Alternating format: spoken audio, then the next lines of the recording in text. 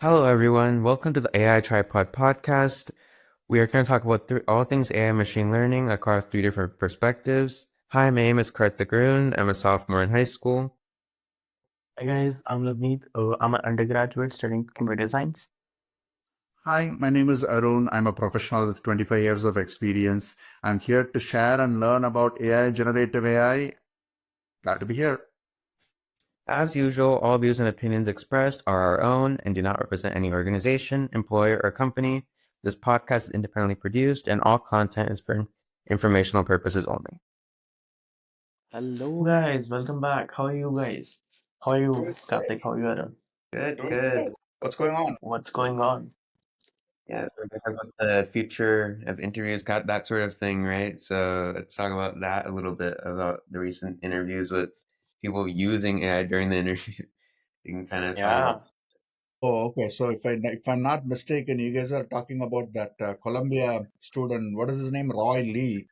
I think if I'm not mistaken, he built this tool that sits silent in his desktop. If I'm not mistaken, again, right? So and when interviewer comes from one of these tech companies and asks the question, he built this tool leveraging LLM to listen to the interviewer and be able to generate the answers out of that. And he used that answers to secure jobs at some of these leading tech companies. And that's, that was very interesting. What do you guys think about that?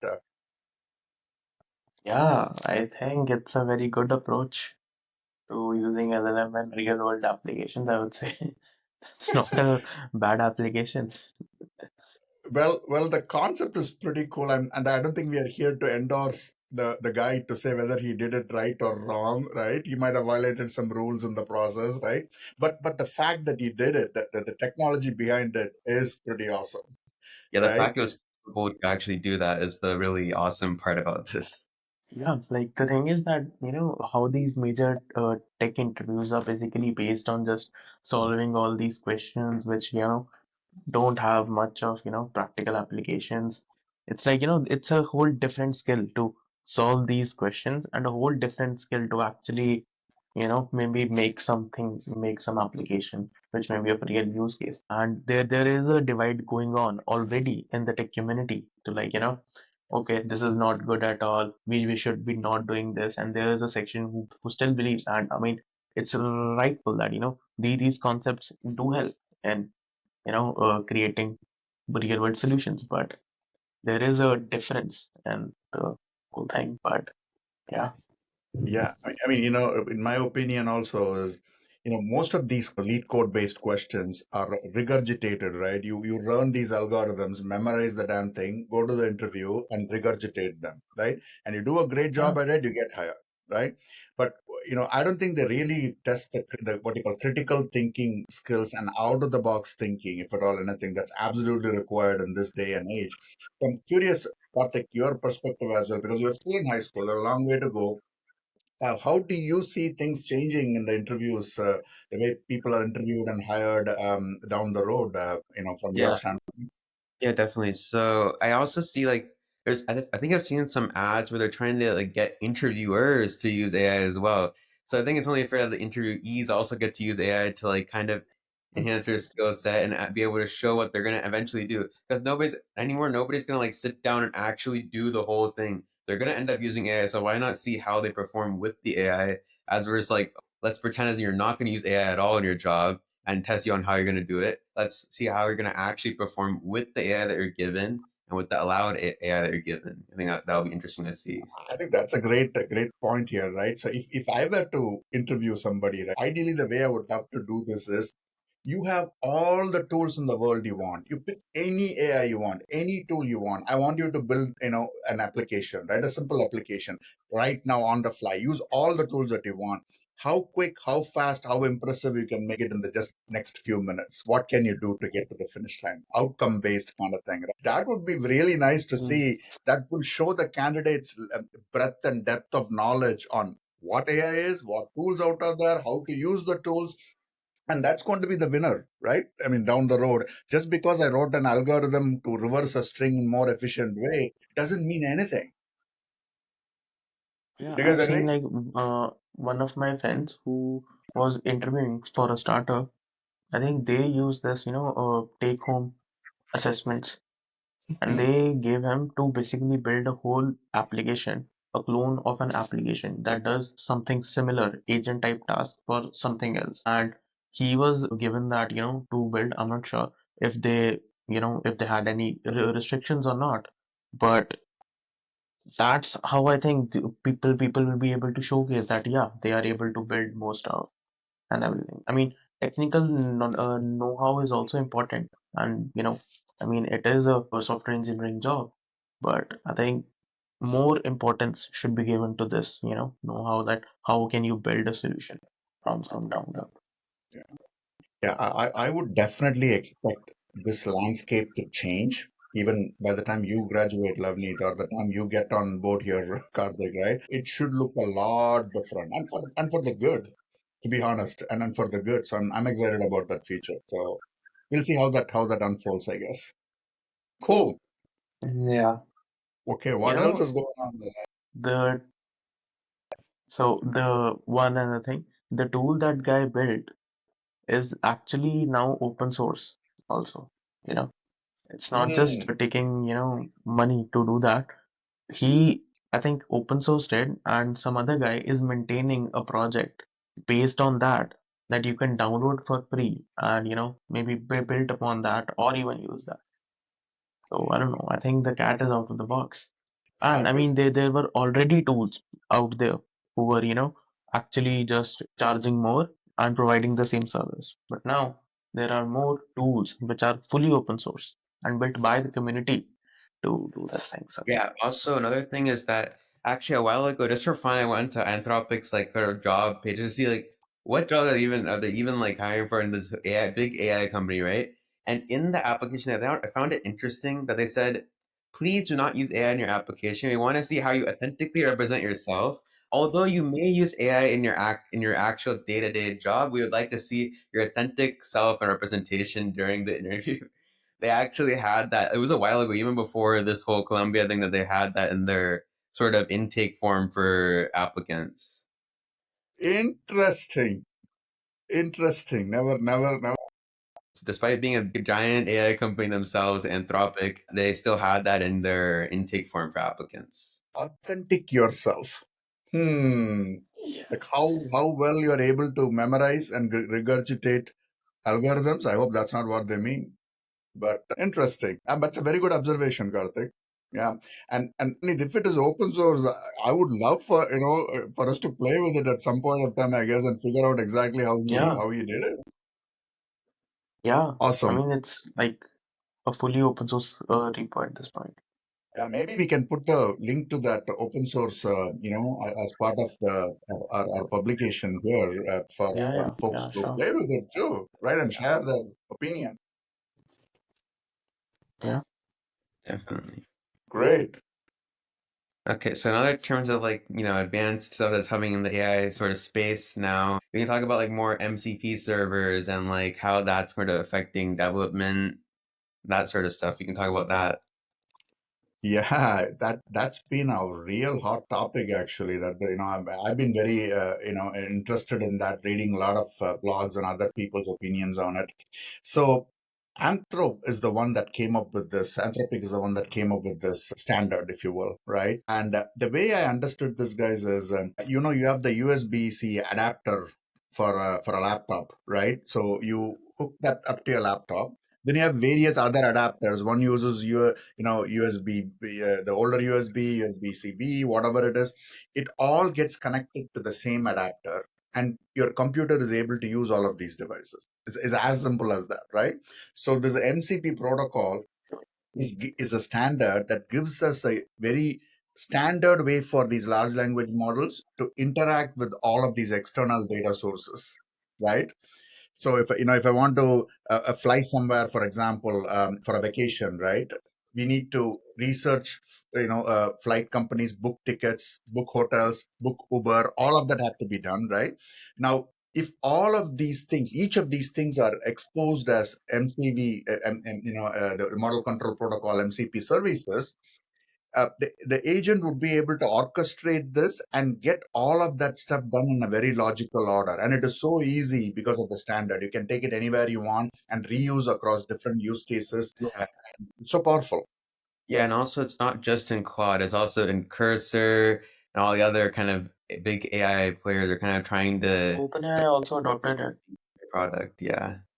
Absolutely. It's now, since even though Anthropic came up with the standard, the fact that OpenAI adapted it and several of these leading tool providers, Cursor, and some leading companies, including Amazon, have started using this quite a bit. There's a lot of buzz around it. So this is going to play a big role. And, guys, another thing that I'm seeing is these MCP servers, right? There are websites where they publish these MCP servers, right? So it could soon become a I see that. marketplace where you build an application, you want XYZ capabilities, right? You can go and click, click, click, and get these MCP servers incorporated into your application and build that capability as well. So that's an exciting one.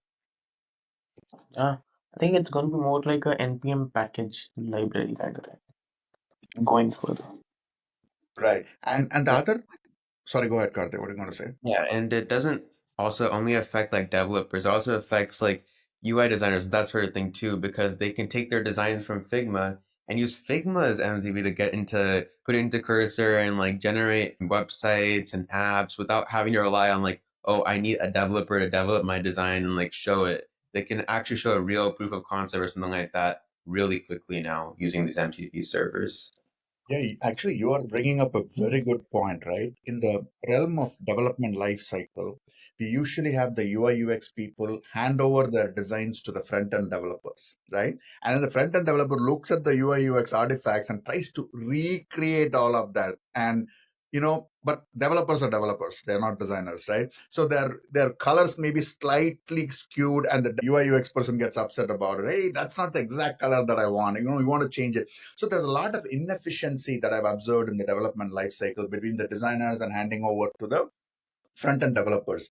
There are MCPs already available on the web, popular ones that take Figma artifacts like you mentioned and be able to generate React JS code to the dot. I myself have tried it out and it's like to the dot, right? And it improves efficiency at least 70 to 80%. Like it can cut short your time and you can bring the application to life like within minutes. Literally, the thing that would have taken weeks to do to translate over can be done in minutes, and it is absolutely true because I did it myself and saw how it worked. And like talking about tools like Cursor, they are now trying to incorporate abilities to include MCP servers, and Figma is one of them that you can add to it and be able to ask Cursor, okay, here is the link to the Figma artifact, just generate the React JS code for me. Boom, 5-10 minutes later you have it, exact same artifact. That's I cool. remember the days when I spent over a week from creating a Figma design to a Yeah. React front-end code. Also, it's interesting to see how hackathons will handle with this because the whole point of like the hackathon is that you generate like you make like the UI, you have to make the front end, you have to make the back end, and usually people have like their core like code that they use the same every single time. But with this new MCP, I wonder if they'll like all of a sudden start banning MCP. Oh, don't use it. We want you to like make your own code, Hmm. or if they will be more open to it and be like, yes, this is used for productivity. You can finish your projects faster and with higher quality than before. I think that the second option would be the one because hackathons are basically to, build the proof of concepts more quicker. So if you have the ability to generate something better, faster, you will be, not focusing on just the minimum functionality. You would be focusing on building something which is way better. So, so in the competition, when all the teams are competing, you would be the one who, provides the most functionality. I think that's how it should go. And Loveneet, the same thing can be translated to business. You're talking about a hackathon, yes, with a bunch of teams playing together, trying to win the game. But companies are doing the same thing too. Let's say if a competitor is using all of these tools and you use the traditional way of doing things, right? You take 2 weeks, 3 weeks to get back to your customer, and the other guy gets back to his customer in 5 minutes and with the same level of quality and less cost. What's going to happen? You're going to be obliterated completely. you're going to be Yeah, Yeah, gone. that's the their thing. retool. Businesses definitely need a retool for sure to fit that sort of mode of like the MCP servers and kind of use those effectively. Be able to bring products to customers way quicker and way cheaper. Yeah, I think it definitely needs to happen. And Karthik, I saw one LinkedIn post recently where a gentleman was talking about participating in a hackathon without writing one line of code. This really happened, right? He used Lovable Cursor combination. Both are different platforms for vibe coding. If you guys, for those who are not familiar with it, right? So they used those two platforms and some MCPs together without writing a single line of code. They were able to build a call center application very quickly, fully working application. And I'm like, wow, that's a good proof point of what's coming. Yeah, but I still think that, vibe coding is good till proof of concept only. If you are thinking that, you need to build the whole production level thing there, I think that is the point that AI is not there right now. Also, another thing Because, is people are pointing out with vibe coding is that yes, you can build up your product like really quickly, really cheaply, but when it comes to debugging, like oh, there's like these 12 errors, yeah, and if you don't know the language, because some people are using it like they don't know the language, they'll use vibe coding and generate the application. The problem is when it comes to debugging it, you're not gonna have any clue what's wrong with it unless. And then again, you have to go to like ChatGPT or something like that and ask what's wrong with the code. Can you fix it? And like go down that big. I I was actually doing I was trying to, see how far I can go with just this like, thing, just using chatbot. I saw there is actually a curve, you know. There is a time in the project when it becomes so big that it becomes a problem for you to, actually debug and like to see the errors. And that's when the time I was like, no, this Yeah. thing does not work when you have when the project becomes so huge that you are like, no, I need to get to those specific details that okay, I want to change this thing, this needs to update it, this needs to change. I think that is the main thing. That's what I Yeah, think. you guys are absolutely right. I think it's a proof of concept or a prototype paradise kind of thing to get it to, to see how things may look like.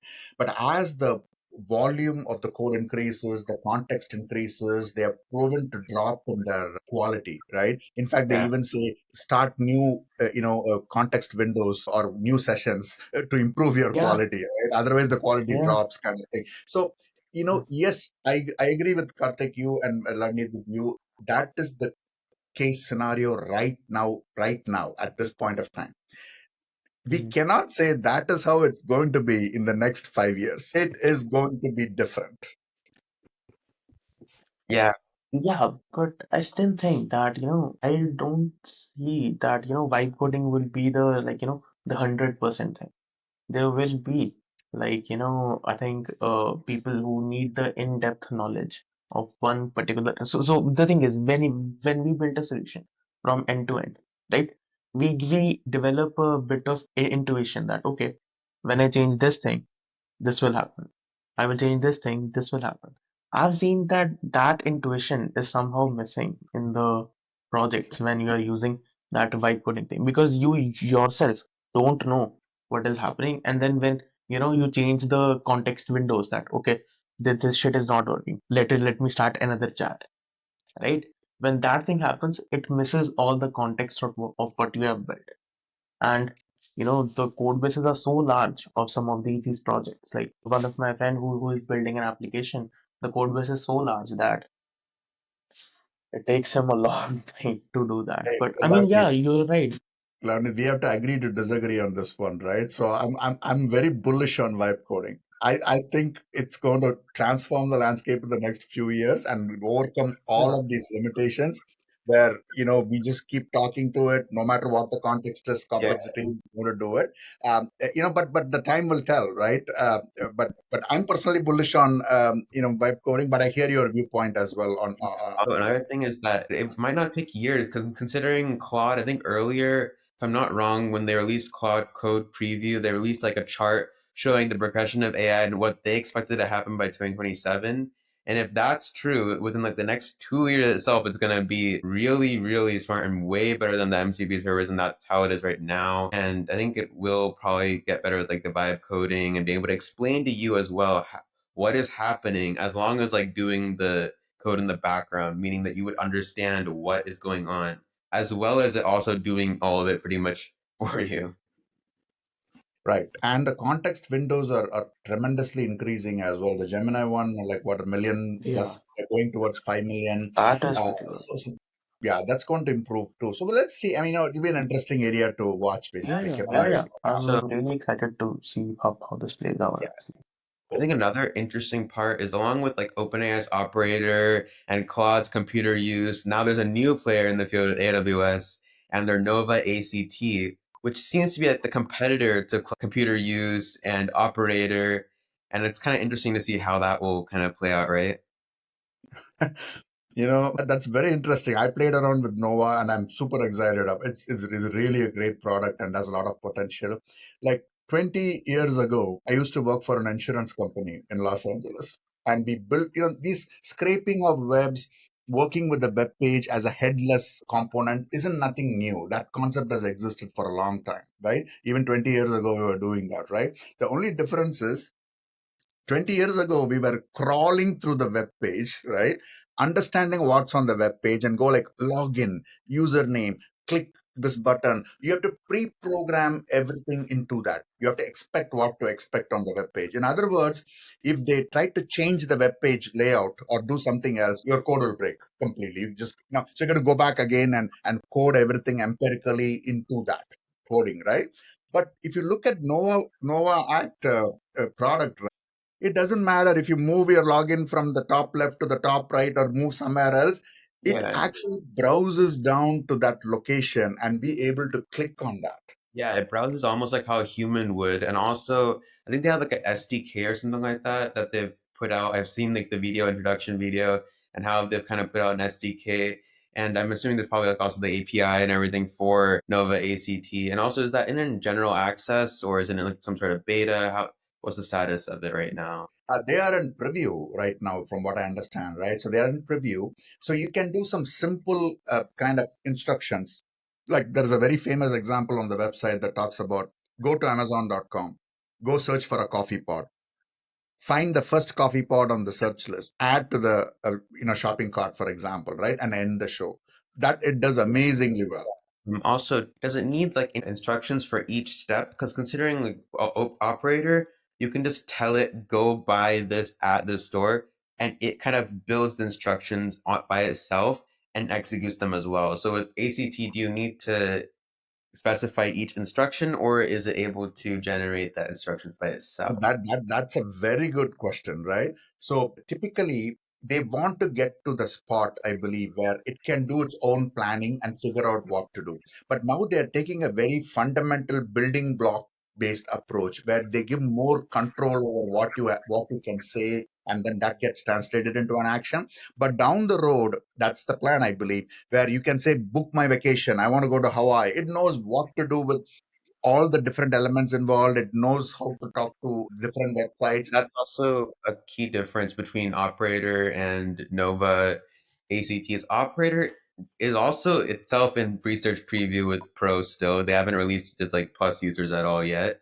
But that's the key difference, I think, is Operator is able to take your very simple command of booking a hotel in Hawaii, for example, and able to come up with those instructions and then execute them. Mm. Whereas ACT, I mean, you get more fine-tuned control. You're able to control a whole lot more. I mean, again, with Operator, you're probably able to do the same thing, but you have to like specify in that sort of thing. But like ACT, you're able to get that fine-grained control of like, go here, do this specific thing. So the error might be a little bit less in ACT versus Operator. And that's the benefit of the building block based approach, I believe, right? So get the fundamentals strong and then adding the planning on top of it and then be able to orchestrate all of these tasks is the future is the future of that And product also, roadmap. did they release any pricing yet for this new model sort of protocol? I don't believe so. And It's still in preview and they want to encourage people to play with it and everything, but I didn't see any pricing information. is this more of a SDK or a proper, a complete finished product? I'm not sure. I saw the GitHub repo. Yeah, the SDK is open source, which is what you use to interface, right? This is built off of the Amazon Nova models, Nova Pro models, I believe. But the SDK itself is open sourced for us to play. Is there an API for this Nova ACT that they're working on or anything like that? To be able to call it from like an I API or have something? not looked at any, like, only thing I have interacted with is with the SDK tool, the Python SDK that they had. I was able to run it and it worked okay.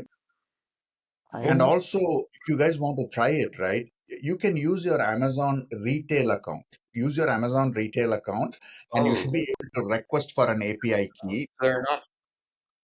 So they're not requiring you to have an AWS account. That's another key difference. You don't Yeah, need to have an AWS account, and almost like everybody has an Amazon account at this point to get exactly. anything. So I think that's also they're wanting a lot of people to use it too. And a lot of people already have Amazon accounts. They might not have AWS ones, but Right. everybody almost has the AWS Amazon accounts and can use it. I think that's a key way that they're trying to get into the Yeah, I hands mean, of. we want to get to more. I mean, get to more people there. They want to get to more people out there think for to experiment with it and learn. Amazon has a very good advantage here because if it can, provide a, an agent like that can, behave very, because companies tend to be in VPCs in AWS and they tend to operate under that. And because so many companies already have their backend on the cloud on AWS and they just get another thing in the ecosystem, which is, basically automate their mundane tasks like filling a form or something. Because I think this can do that. So Correct. if And those guys, blocks build yeah, up, today we talked about model control protocol in the beginning of our conversation, right? This is where things will come together, right? You could have this as one of the servers that is plugged in there and go book this stuff. It knows how to that's go what I book was this stuff thinking. in there.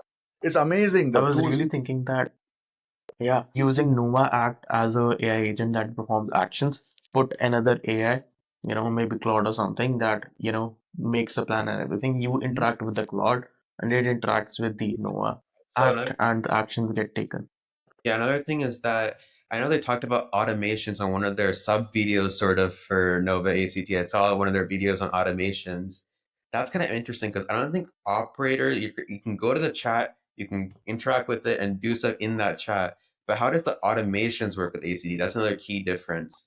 Like, how does that automation kind of work? We can kind of talk about that a little bit. Yeah, so when you say automation, like, this is basically say, okay, it can run in two kind of modes, right? So it can run in the browser-based mode that you can actually open up a browser. It uses Playwright open source technology to interact with the Chrome browsers, Mm-hmm. make it happen. It also can run in the headless mode, where meaning you don't need a browser, but it can run in the background kind of thing, right? So That is automation, like, the yeah, you can do some tasks in there and go like every 5 a.m. get up and then just do certain things, extract information from this website, update my spreadsheet, send an email, all of this stuff, right? So it could be a part of that automation task and be able to do some of that 'Cause web. I can see people almost thinking like it's almost like that Zapier thing where you can like tell it start something and that start a trigger and then do these five things. Almost like let's say if you take this podcast for example, if you make like an AC if you make ACT, take this podcast recording, go to Riverside, edit it, upload it to YouTube, Spotify, and then Spotify uses old school RSS feed, but like still ACT could, edit it, upload it to YouTube, upload like the shorts to YouTube, and then upload it to Spotify, add the description without having to build the whole architecture of having to use Claude and this and that. You can have ACT kind of do all of that as if it was one of us kind of like sitting there doing all of them. And that also brings up the question, are you able to like are you able to tell it like logins and stuff? Because operator, you're able to save your logins in a separate settings thing so that whenever it goes for your specific chats, it'll already know your logins and everything like that. So is that a feature yet or a possibility even of ACT? Yes, the answer to that question is yes. It uses that Playwright yes. technology to do that exactly what you talked about, right? But one thing I want to also call out, Karthik, is in the use case you talked about, you were interacting across web browser, some other local application installed in your machine, etc., Yeah, but etc. another thing is that all of these things that I mentioned were on the web. YouTube, Spotify, they all have their Okay. Spotify for creators, Apple for creators, YouTube for creators. That's what I'm talking about. Like all web kind of app. Even Riverside said web applications were all, Yeah, using. it's good, no problem. But I just want to call out from what I read on the website. They're going to do interaction with other elements on your desktop as well, not only web page. Right now, it's web page. Tomorrow, it could be more like open up the spreadsheet in my local machine somewhere, go to this website, copy this information and put it into my spreadsheet, do something, all of that. Yeah, Go and to my then kind of venturing into the cloud computer use kind of space as well, where they're kind of doing sort of similar things. So we're kind of bridging operator and computer use together to kind of form Nova ACT. I can kind of see that happening, where like operator is more browser based, let's do it all in the browser, and cloud computer use is kind of all in the computer. So ACT is kind of that bridge between the two, combining the two different ways of like AI controlling your computer slash like also using. The funny thing here is nobody will be using web browsers anymore, is what I'm hearing Yeah, from also experts. I don't need to use. yeah, another thing is that a completely different company, not really sort of AI related, but the Arc browser created by the browser company, their whole idea for their next browser, I think it's Dia is the name, was to use like an AI agent to search for you. The thing is Mm, that now with all these other companies kind of creating essentially that, I wonder if like companies like them, which were originally planning to develop that all on their own, are just going to use that, but also how that's going to affect those sort of companies who are already spending time building all of that and doing all that, and now these companies already kind of have that as like a built-in product already. So I wonder how those companies will get affected and how that will kind of play out. Have you guys heard about the Ladybird project? no. What is it? It's about, I think, I'm not sure, but I think it's kind of about building a new, web browser, which is not like Chrome based from Mm, ground up, I think. I see. And And is there any benefit? What is the core benefit of that? so the thing is, they say that the most of the web browsers today are basically a layer on top of Chrome web engine, and Yeah, you I see think like they want to build, yeah, Oh, they want to build everything from scratch, which yeah, is because not, Chrome based. yeah, Edge, Arc, all of them except pretty much Firefox are all built on Chromium, Yeah, which is sort of open yeah. source Google project for anyone who doesn't know. That was kind of built as like an open source web browser kind of project that Google still hosts, and many browsers use it. And I think the one of the only browsers that doesn't use it and has their own sort of thing is Firefox. Even Yeah. Edge uses it. Even Arc uses it. Everybody uses it except pretty much Firefox. gotcha. Great. Okay, so I yeah, think they have a uh, they have a very good chance to make this something, you know, because they're building from that ground up. If they, want to integrate some kind of AI, then they would have somewhat of a more advantage if they would want to integrate some AI functionality from that yeah. level. Anyway, it's interesting to see all these different AI advancements and everything that happened sort of this week. So yeah, I think it was very interesting to chat about all of that. And yeah, so I think that's about it for today. So we'll be sure to tune in next time as we explore the latest advancements in the world of AI and generative AI. And we can't wait to see you all next week. So yeah, all right, guys. Bye. Thanks, guys. Bye. Take care. Bye. Bye.